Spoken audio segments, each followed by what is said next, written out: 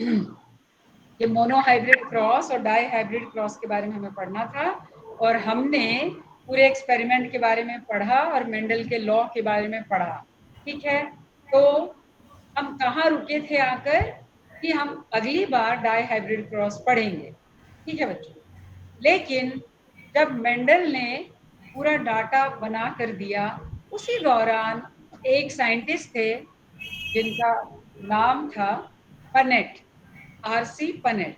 ठीक है, तो उन्होंने मेंडल के डाटा को एक ग्राफ के रूप में रिप्रेजेंट किया कि जो भी प्रोबेबिलिटी आ रही है जीनोटाइप्स की, जीनोटाइप्स कौन से जीनोटाइप्स, ऑफस्प्रिंग के जीनोटाइप्स, यानी जो पौधे बने उनमें जो भी जीनोटाइप्स है उसकी क्या प्रोबेबिलिटी होगी। तो एक साइंटिस्ट है आरसी पनेट, और ये क्वेश्चन मैंने बीपीएससी में देखा है कि वो पूछते हैं कि कौन सा स्क्वायर था, पनेट स्क्वायर था कि बनेट स्क्वायर था कि मनेट स्क्वायर था, ऐसे करके 4 ऑप्शन देते हैं। तो आपको बताना होगा कि जो ग्राफ बनाया गया मेंटल के डाटा को लेकर, उसको कौन से ग्राफ में डाला गया। तो वो जो ग्राफ था वो पनेट ने अपने नाम से ही उस ग्राफ को दिया, इसलिए उसका नाम था पनेट स्क्वायर।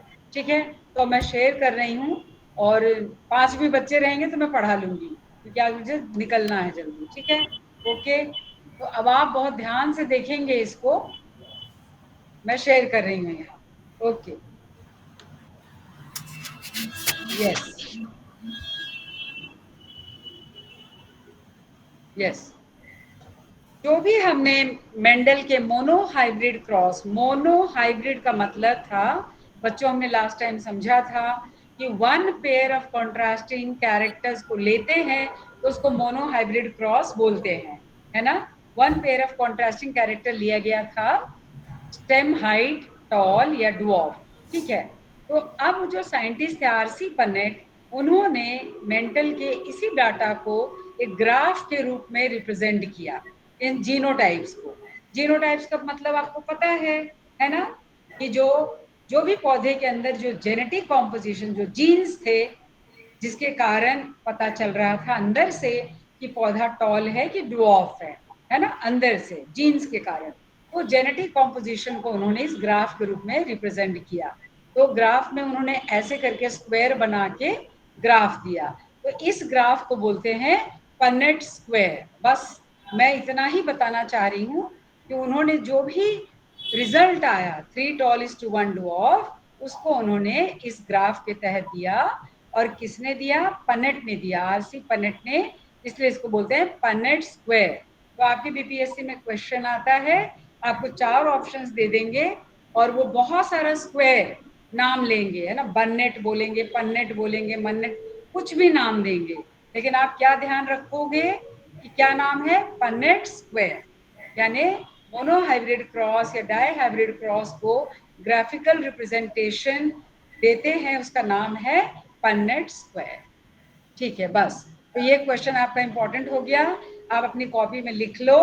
ठीक है, कि इस स्क्वायर को क्या नाम देते हैं, इसका नाम है पन्नेट स्क्वायर। चलिए, अब हम मोनोहाइब्रिड क्रॉस के आधार पर मेंडल ने लॉज दिए। तो 2 लॉज दिए, उनका नाम है मेंडल्स लॉ ऑफ इनहेरिटेंस। उसका पहला नाम है लॉ ऑफ डोमिनेंस और दूसरा नाम है law of segregation. Please write in the copy, these are the 2 laws जो मेंडल ने मोनोहाइब्रिड क्रॉस के आधार पे दिया।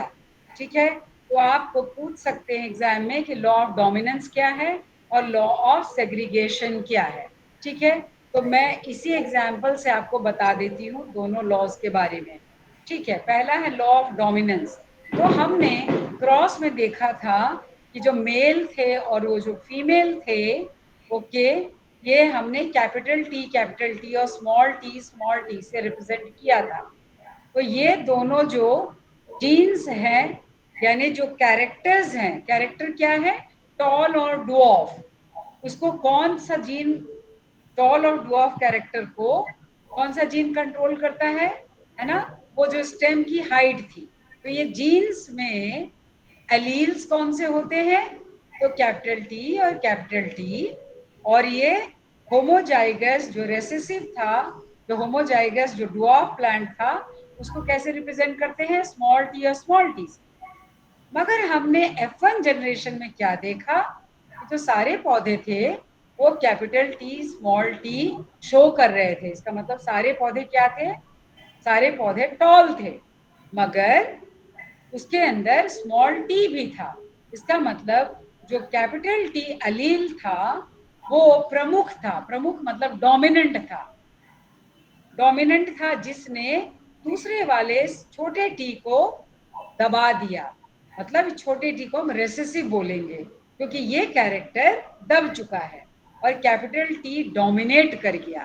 तो जो कैरेक्टर इस वाले प्लांट में डोमिनेंट था और दूसरा दब गया, उसको हम रेसेसिव बोलेंगे। तो इसी को बोलते हैं लॉ ऑफ डोमिनेंस, जिसके अंदर जो कैरेक्टर दिखाई पड़ रहा है वो डोमिनेंट है, जो नहीं दिखाई पड़ रहा है वो रेसेसिव है।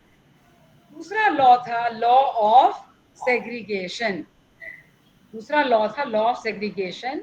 इसका मतलब यहाँ पर क्या मैं बताना चाह रही हूँ वो आप ध्यान देना कि यहाँ जो पेरेंट्स के अंदर दो एलील्स थे, फिर से देखो आप, पेरेंट्स के अंदर दो एलील्स थे। दो एलील्स क्या है, ये कैपिटल टी और यहाँ पर क्या है, स्मॉल टी। मगर जब गैमेट का फॉर्मेशन हुआ तो ये दोनों कैपिटल टी अलग हो गए और यहाँ पे दोनों स्मॉल टी अलग हो गए जब गैमेट्स बनने लगे, यानी दोनों सेपरेट कर गए। अलग होना मतलब सेग्रीगेट करना, मतलब सेपरेट करना। यहाँ क्या हुआ, ब्लेंडिंग नहीं हुई। ब्लेंडिंग का क्या मतलब है आप समझ लो ध्यान से।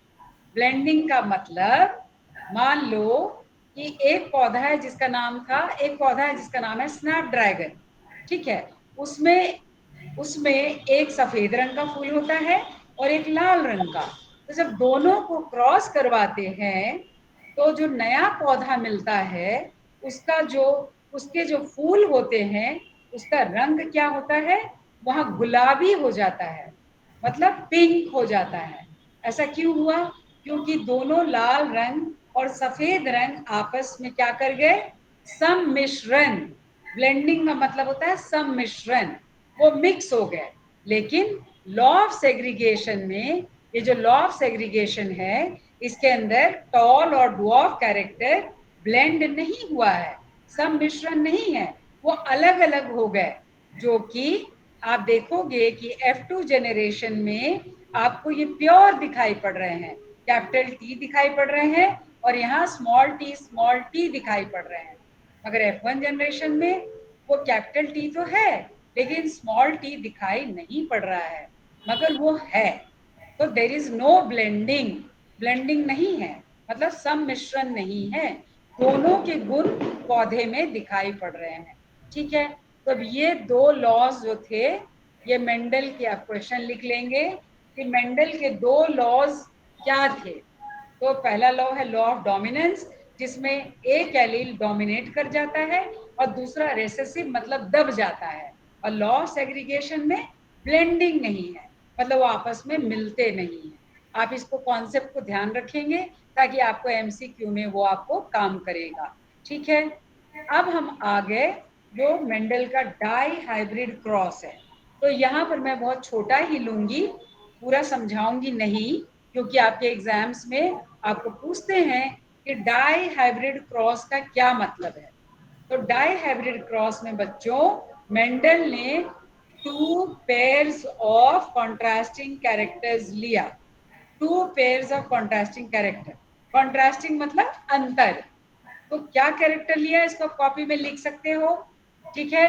तो उन्होंने दो कैरेक्टर्स लिए, एक तो लिया सीड का शेप, मतलब बीज का आकार लिया, और दूसरा लिया सीड का कलर, यानी उसका रंग। बीज का आकार लिया और बीज के कलर लिए, ठीक है। ये दो ट्रेड्स उन्होंने लिया।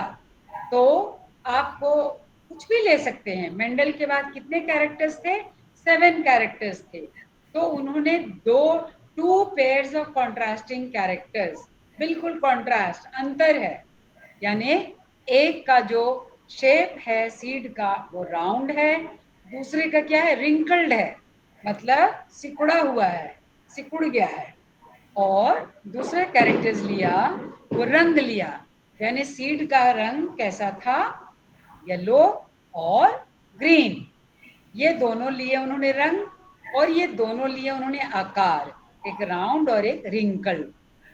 अब इन्होंने इस, अब ये दो जो पेयर ऑफ कॉन्ट्रास्टिंग कैरेक्टर्स थे वो क्या थे, राउंड येलो, रिंकल्ड ग्रीन। ठीक है, यानी राउंड शेप और येलो कलर, दूसरा रिंकल्ड शेप और ग्रीन कलर। तो आप कॉपी में लिख सकते हैं कि what are the two pairs of contrasting characters, round yellow, wrinkled green. तो उन्होंने ये दोनों माता पिता लिया और इनको, इनसे गैमेट्स बनाए। आपको पता है गैमेट्स में बनाते हुए, गैमेट्स का मतलब जिसके अंदर क्रोमोसोम की संख्या फिर आधी हो जाती है, तो गैमेट्स बनाए। तो यहाँ पर राउंड येलो जो थे वो बिल्कुल अलग चले गए और रिंकल ग्रीन वो अलग चले गए। तो यहाँ पर जब दोनों क्रॉस हुआ, दो किस्म है, यहाँ पर दो किस्में हैं, ठीक है ना, एक राउंड येलो है, एक रिंकल ग्रीन है। तो जब दो किस्मों को आपस में क्रॉस करवाते हैं बच्चों, तो इसको बोलते हैं क्रॉस फर्टिलाइजेशन।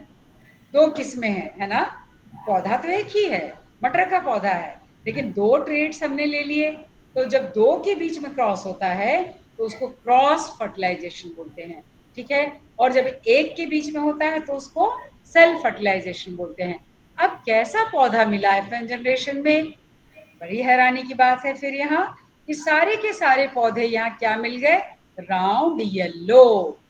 ठीक है, अब उन्होंने इस बार क्या किया, अब किया सेल्फ पॉलिनेट किया, यानी राउंड येलो पौधे को राउंड येलो ही पौधे से क्रॉस करवाया, यानी सेम पौधे से क्रॉस करवाया।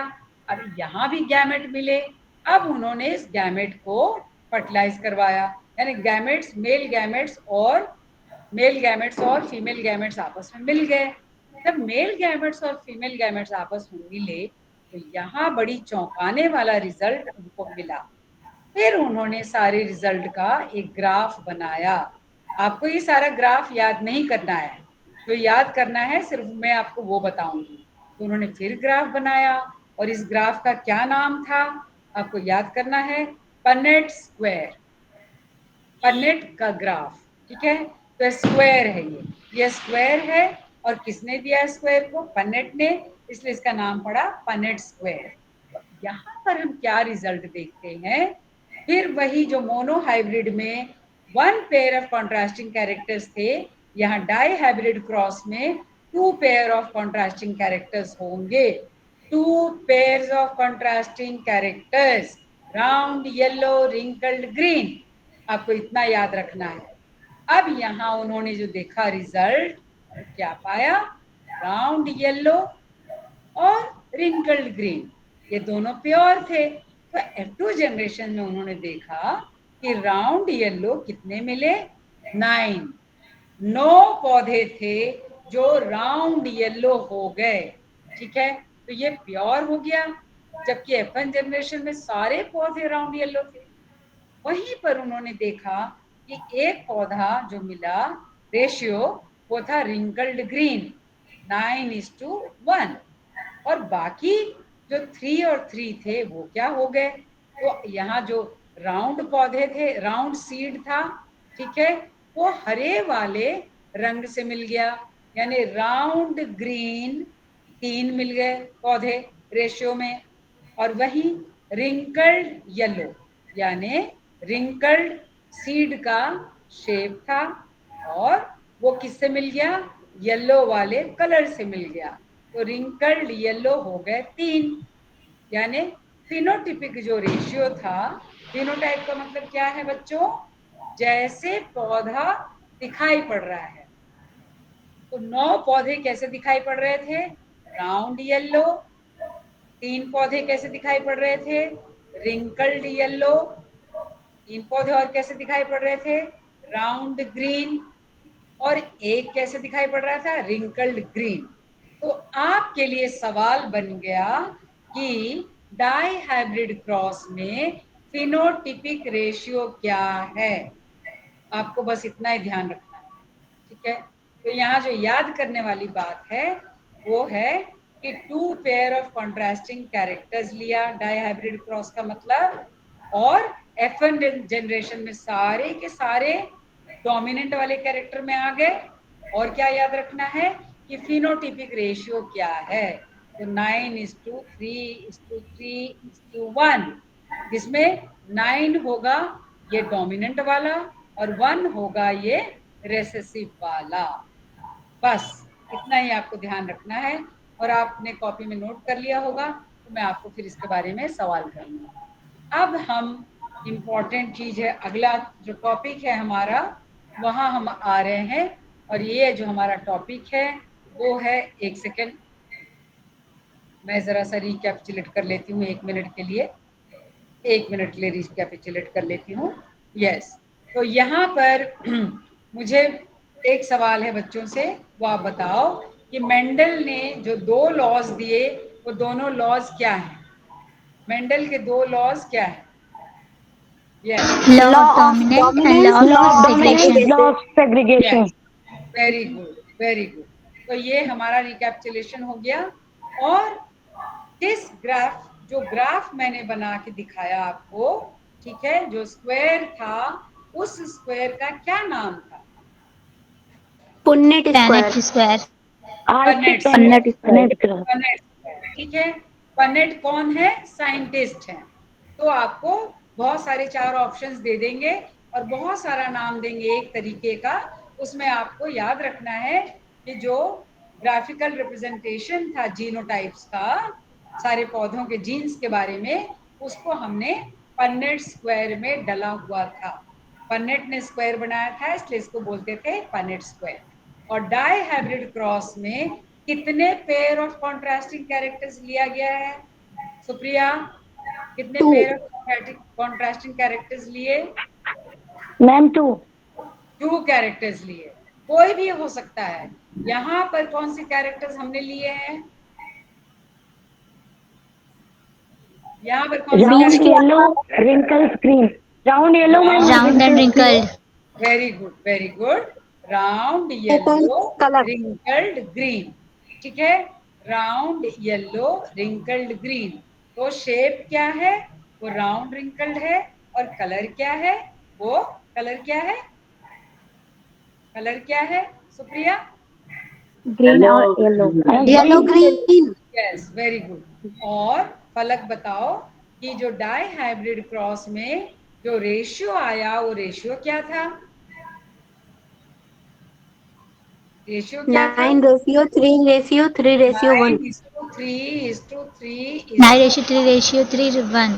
ठीक है, वेरी गुड, वेरी गुड। ये आपको याद रखना होगा। और उसमें जो 9 थे वो क्या थे? वो थे डोमिनेंट पेरेंट। तो Dominant. डोमिनेंट क्या है? डोमिनेंट पेरेंट क्या है यहाँ पर? Round yellow. Round yellow, very good. और जो Round रेसेसिव, yellow.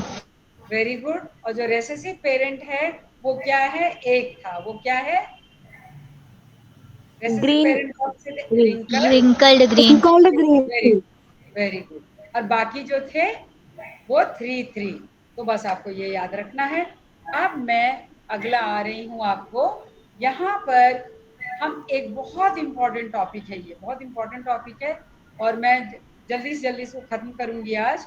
तो मैं इसके बारे में आपको थोड़ा सा बता दूं कि बात ये है कि हर जगह आप देखते हो कि जब बच्चा पैदा होता है, ठीक है, तो लोग को बड़ी जिज्ञासा होती है, लोग जानना चाहते हैं, है ना, कि बच्चा क्या पैदा हुआ, लड़का हुआ कि लड़की हुई। अक्सर लोगों के दिमाग में होता है कि अच्छा इसको बच्चा होने वाला है, ठीक है।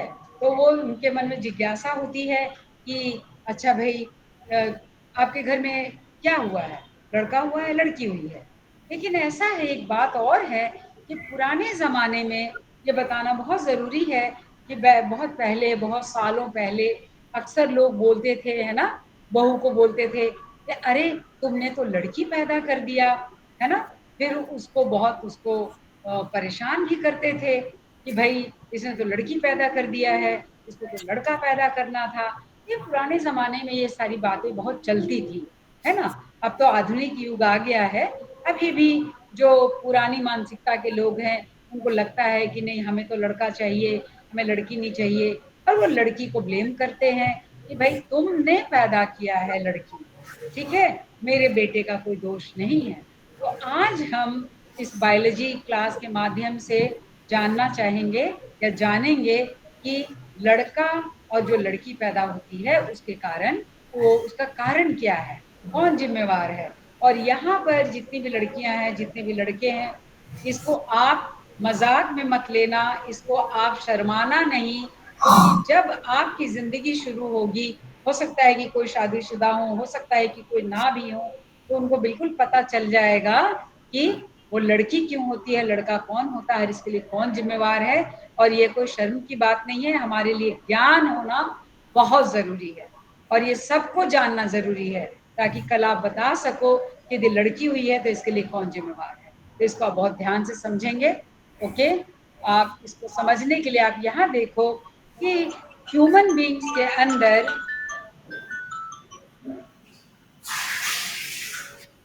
एक मिनट, सविता जी क्लास ले रही हूँ। अनिल सिंह होंगे। हेलो हेलो, हाँ उनको बोल दीजिए। हाँ ओके, तो यहाँ पर हमें पता है कि ह्यूमन बींग्स के अंदर जो क्रोमोसोम्स होते हैं, हर सेल के अंदर कितने क्रोमोसोम्स होते हैं आपको पता है? 46। 46। Yes, very good.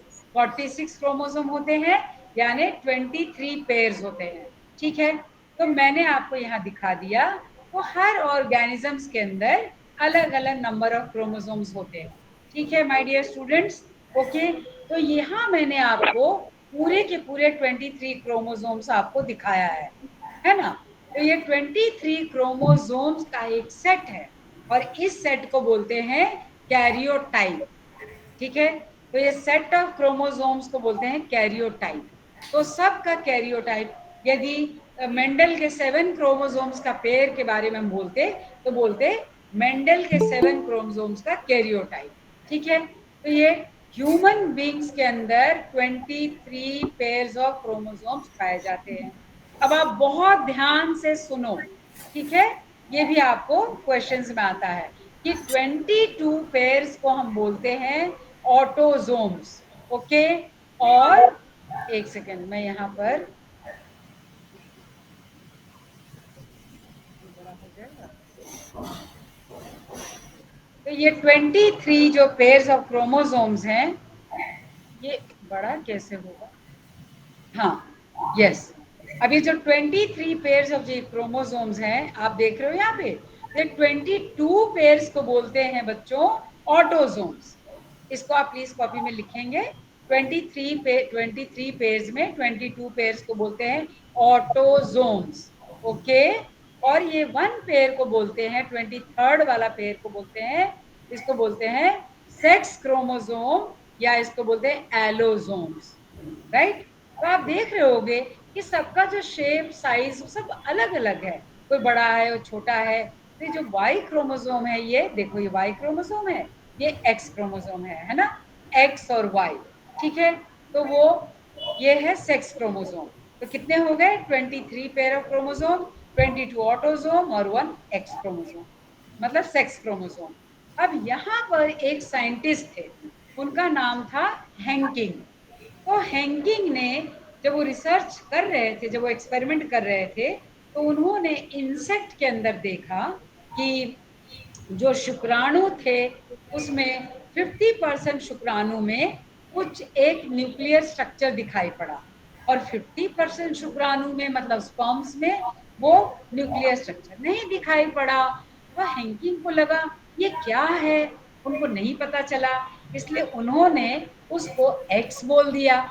एक्स का मतलब मैथ्स में होता है ना अननोन, तो उन्होंने उसको एक्स बोल दिया। है ना, एक्स बॉडी बोल दिया। तो सबसे पहले एक्स क्रोमोसोम की किसने खोज की? तो ये सवाल हो गया हैंकिंग ने। बाद में साइंटिस्ट ने बोला कि ये जो एक्स बॉडी है यही एक्स क्रोमोसोम है और यही सेक्स क्रोमोसोम है। ठीक है, तो वो हो गया सेक्स क्रोमोसोम।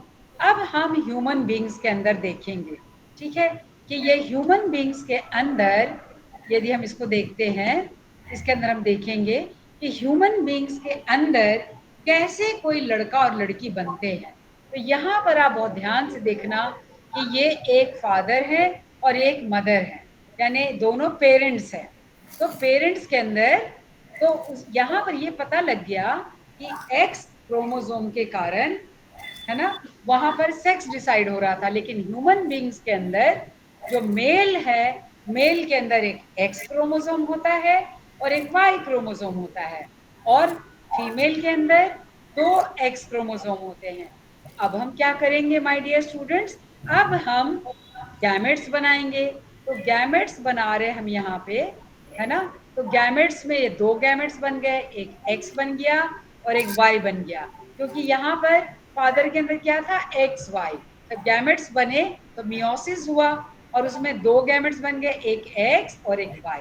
तो एक्स और वाई अलग अलग है, इसलिए इसको हम बोलेंगे हेटेरोजाइगस। मैंने आपको कल पढ़ाया था परसों। तो ये एक्स वाई अलग अलग है, तो इसको बोलेंगे हेटेरोजाइगस। मगर यहाँ पर ये एक्स एक्स है, ठीक है, तो इसको हम बोलेंगे होमोजाइगस, समयुग्मक, ठीक है, और वो विषम युग्मक। तो यहाँ पर एक्स एक्स बराबर है। अब हम यदि देखेंगे कि इस एक्स को इस एक्स से जब वो फर्टिलाइज करेंगे, जब वो दोनों मिलेंगे आपस में, तो क्या बन रहा है? X x. तो जब एक एक्स दूसरे एक्स से मिलेगा तो बच्चा क्या पैदा होगा? फीमेल, यानी लड़की। फिर ये वाला एक्स इस वाले एक्स से मिलेगा तो फिर क्या होगा? एक लड़की, यानी फीमेल। अब ये वाई यदि एक्स से मिलेगा तो क्या पैदा होगा? मेल, यानी लड़का। और फिर ये वाई एक्स से मिलेगा तो क्या पैदा होगा? फिर एक लड़का। यानी आपके लिए सवाल बन गया कि जो सेक्स है, जो मेल कैरेक्टर है, वो कौन डिसाइड करता है ना। और फीमेल कैरेक्टर भी कौन डिसाइड कर रही है, कौन कर रहा है? वो मेल ही कर रहा है। कैसे बच्चों? क्योंकि जब मेल यानी लड़का अपना एक्स क्रोमोसोम देता है लड़की को, है ना, तो क्या बन जाता है? क्या बच्चा पैदा होता है? लड़की, यानी फीमेल। ये बहुत ध्यान से समझ लो, बहुत ध्यान से समझ लो, क्योंकि ये बीपीएससी का सवाल नहीं है, ये जिंदगी का सवाल है। और आपको क्लैरिटी हो जाएगी कि किसके कारण लड़का पैदा होता है और किसके कारण लड़की पैदा होती है। तो जब मेल से एक एक्स क्रोमोसोम फीमेल को मिलता है गैमेट में, तो वो लड़की पैदा होती है। लेकिन जब मेल वाई क्रोमोसोम देता है फीमेल के एक्स क्रोमोसोम के साथ मिलके, तब लड़का पैदा होता है। ठीक है, यानी लड़की के लिए भी लड़का ही रिस्पॉन्सिबल है और लड़के के लिए भी लड़का ही रिस्पॉन्सिबल है ना। यानी लड़के का एक्स क्रोमोसोम लड़की के एक्स क्रोमोसोम के मिलने से लड़की पैदा हो रही है, मगर जब वाई क्रोमोसोम एक्स के साथ मिल रहा है फीमेल के, तो लड़का पैदा हो रहा है। इसलिए आपको आज समझ में आ गया होगा कि लड़की का कहीं भी दोष नहीं है। लड़का पैदा हुआ तो भी लड़के को ही बधाई दो, और लड़की पैदा हुई तो भी लड़के को ही बधाई दो कि ये दोनों आपके कारण ही हुआ है। तो ये बहुत इंपॉर्टेंट बात है जो समाज में हमारे ज्ञानवर्धन के लिए भी जरूरी है, और समाज में जो एक लैक्यूना फैला हुआ है कि लड़की रिस्पॉन्सिबल है लड़की हो गई तो वो भी आज आपको क्लियर हो गया। ठीक है, तो आपको पढ़ना क्या है कि हमारे सेल्स के अंदर कितने क्रोमोसोम्स हैं? तो 23 पेयर्स हैं, जिसमें ऑटोसोम्स कितने हैं? 22 हैं। और जिसमें सेक्स क्रोमोसोम कितने हैं? 1 पेयर हैं। जिसमें मेल और फीमेल कैरेक्टर कौन डिसाइड करता है? तो वो मेल ही डिसाइड करता है। तो लड़का और लड़की दोनों का रिस्पॉन्सिबिलिटी मेल की। ठीक है, इतना ही आपको Who determines the sex? The Y, I mean the male character. So that is the Y character, Y chromosome जाने से मेल होता है. ठीक है, तो यहाँ पर आपने ये भी समझ लिया. और मैं आपको फिर से मैं थोड़ा सा इसको बंद करती हूँ और मैं आपसे सवाल ले लेती हूँ थोड़ा सा. ठीक है, ओके ओके. अब आप मुझे बताओ जो हमने यहाँ पर देखा कि अब आप जल्दी से सवाल का जवाब दो कि ह्यूमन बींग्स के सेल्स के अंदर कितने क्रोमोसोम्स होते हैं. जल्दी जल्दी. 23 23 pairs. 23 पेयर. 23 पेयर ठीक है, उसमें कितने पेयर ऑटोजोम्स कहलाते हैं? 22 पेयर. 22 पेयर 22. यानी सारे के सारे एक साथ बोल रहे हैं, ये बहुत अच्छी बात है, बिल्कुल सही है. और वन पेयर को कौन सा क्रोमोसोम बोलते हैं? Sex chromosome. Chromosome very good. Okay. Who decides the sex of the sex? Who decides male and female sex? Male. Male. Male. इसका मतलब बीपीएससी का तो सवाल जवाब आपको आ गया, लेकिन जिंदगी का भी सवाल जवाब आपको आ गया. ये बहुत इंपॉर्टेंट है. इतने बच्चों ने क्लास छोड़ दिया, करीब 24-25 बच्चों में से. तो आप किसी पढ़ाई को कमजोर मत समझना. हर पढ़ाई इंपॉर्टेंट है और न जाने हमें कौन सी पढ़ाई से क्या फायदा हो जाएगा कि हम अपने प्रीलिम्स में बायो के ही क्वेश्चन से न जाने हम प्रीलिम्स के कट ऑफ को हम क्वालिफाई कर जाएं. कोई नहीं जानता. इसलिए किसी भी सब्जेक्ट को कमजोर नहीं समझना है कि अरे इसका हम क्या करेंगे, हमें बायो की कोई जरूरत नहीं है, इससे हम क्या करेंगे, है ना. तो ये बच्चे जो पढ़ रहे हैं, बायो भी उतना इम्पोर्टेंट है. और साथ ही साथ बच्चों, जो बायोलॉजी है आपकी जिंदगी का एक इम्पोर्टेंट हिस्सा है. इसलिए हमने आज सेक्स डिटर्मिनेशन भी पढ़ लिया और आपने अच्छे से समझ लिया आज कि who is responsible for the sex, male और फीमेल. अब हम यदि देखेंगे, मेरे पास जरा सा समय बाकी है. ठीक है, यस. अब हम देखते हैं कि जो हमारा क्रोमोसोम्स है, यानी हमारे क्रोमोसोम्स कहाँ पाए जाते हैं? हमारे क्रोमोसोम्स पाए जाते हैं सेल के न्यूक्लियस के अंदर. ठीक है, न्यूक्लियस में. यस. आप बहुत स्मार्ट हो गए हो, आपको सब पता है. ठीक है, तो सेल के न्यूक्लियस के अंदर हमारे क्रोमोसोम्स हैं. और क्रोमोसोम्स के ऊपर क्या है बच्चों? क्रोमोसोम्स के ऊपर क्या है बच्चों? डीएनए. हाँ, डीएनए है. यानी जीन्स हमारे क्रोमोसोम्स के ऊपर है ना. डीएनए के ऊपर. डीएनए को हम जब लंबा करते हैं, खोलते हैं, तो हमें वो जीन्स को यदि हम और ऐसे पूरा खोलते हैं तो हमें दिखाई पड़ता है कि और लंबा करो तो जीन्स दिखाई पड़ते हैं.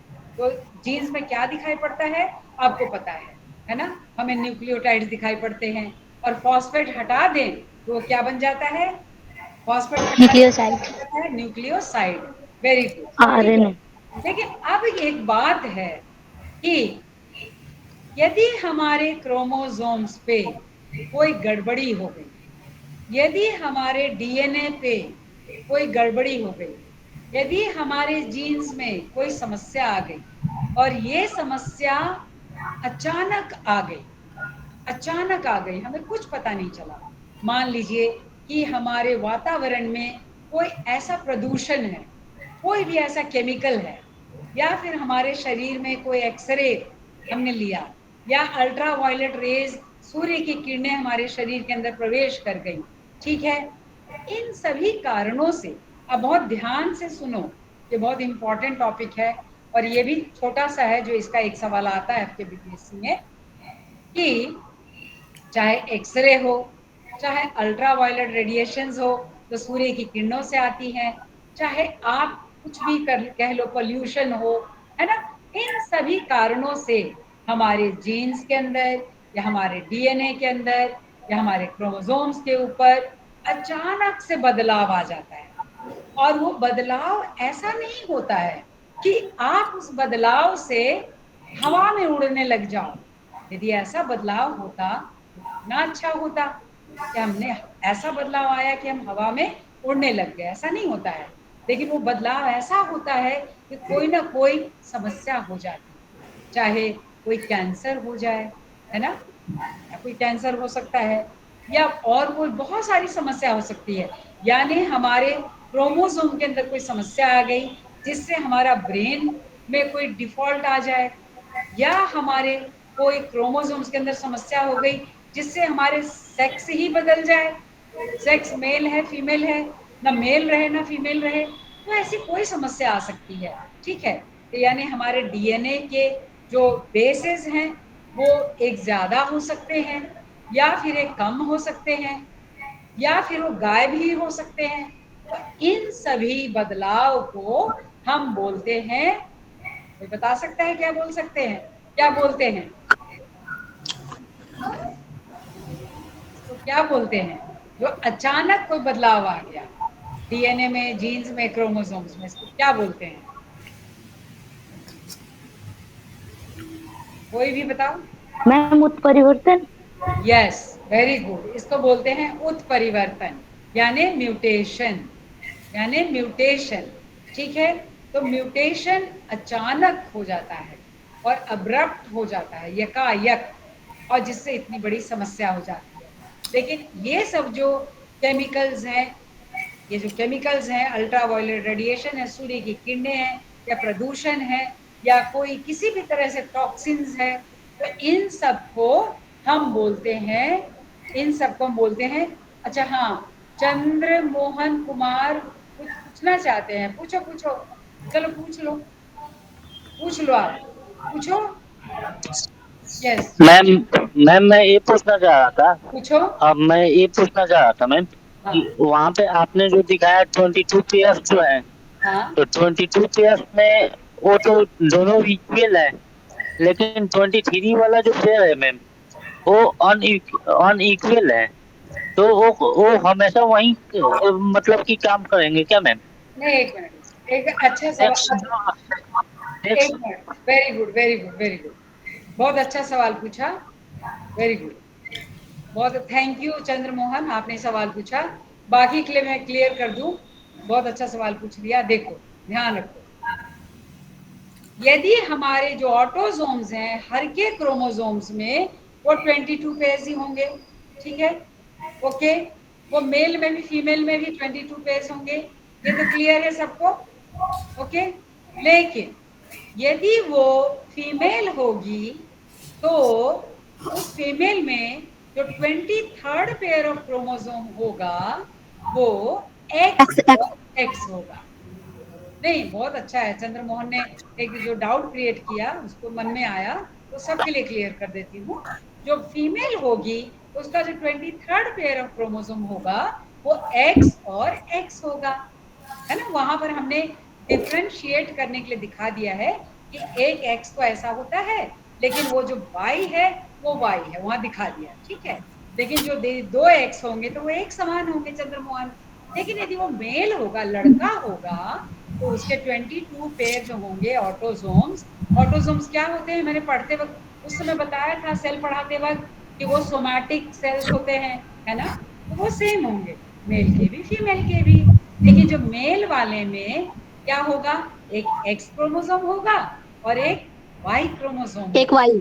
तो यहाँ पर जो मेल होगा चंद्रमोहन वो हेट्रोजाइगस होगा। मैंने आपको क्रॉस करते वक्त, क्रॉस दिखाते वक्त बताया था कि एक्स और वाई है वो हेट्रोजाइगस होगा, क्योंकि मेल में एक एक्स होगा और एक वाई होगा, है ना। लेकिन फीमेल में दोनों एक समान है, वो एक्स और एक्स है। तो फीमेल का क्या हो जाएगा, 22 होमोजाइगस। प्लस एक्स एक्स, और मेल का क्या हो जाएगा, 22 प्लस एक्स वाई। क्लियर हो गया, ये क्लियर हो गया। इसको बोलते यस हैं, मैम। इसको बोलते हैं yes ma'am. Chandramohan male heterogamety. Male heterogamety मतलब मेल में अलग अलग है और फीमेल में सेम है, एक्स एक्स है और मेल में एक्स वाई है। क्लियर हो गया, ठीक है। Yes ma'am. Ma'am yes ma'am. पूछ लो काजल। यस, पूछ लो। मैम ये जो उत्परिवर्तन है उसका ही पार्ट है ये क्रमिक परिवर्तन या अदर है? फिर से बोलो, एक मिनट, बहुत आवाज आ रही है। हाँ फिर से बोलो, आवाज नहीं आई आपकी। ये जो उत्परिवर्तन है हाँ, उसका ही पार्ट है क्रमिक परिवर्तन या उससे अदर है? क्रमिक का अंग्रेजी बोलो। सॉरी मैम, इस टाइम तो उसका इंग्लिश नहीं आ रहा। अरे तो उसकी इंग्लिश तो बताओगी तभी तो मैं बताऊंगी। उत्परिवर्तन तो मैंने देख लिया था, इसलिए मैंने आपको बता दिया। अब उसकी अंग्रेजी है तो बताओ, नहीं तो फिर मुझे मैसेज में है? हैं? नहीं नहीं, क्रमिक क्या बोला काजल? क्रमिक। जी मैम। अब तुम ही देख के अंग्रेजी बताओ, तब मैं फिर बता देती हूँ। क्रमिक का मतलब ग्रेजुअल। अच्छा नहीं नहीं, अब ग्रेजुअल है कि नहीं मैं देख। हाँ मैम, हाँ मैम, क्या है उसका मतलब? हाँ मैम, ग्रेजुअल। अरे वाह, वेरी गुड।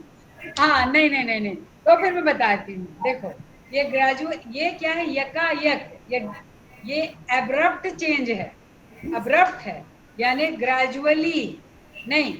ये हो रहा है कि आपको सडन है, एकदम से आ रहा है और परमानेंट है। हो गया तो मतलब आपका वो उत्परिवर्तन। क्रमिक का मतलब ग्रेजुअली। ग्रेजुअली क्या होता है? एवोल्यूशन होता है। इसमें अंतर मैम है, सुन लो जनरेशन बाय जनरेशन। हाँ सुनो सुनो, इसमें अंतर है। जब स्लो और ग्रेजुअल होगा तो एवोल्यूशन होगा। एवोल्यूशन को क्या कहते हैं? विकास। हाँ यस, तो वो ग्रेजुअल होगा। लेकिन जो उत्परिवर्तन है वो आकस्मिक होगा। ठीक है, तो कभी भी, सडन। हाँ वो सडन होगा।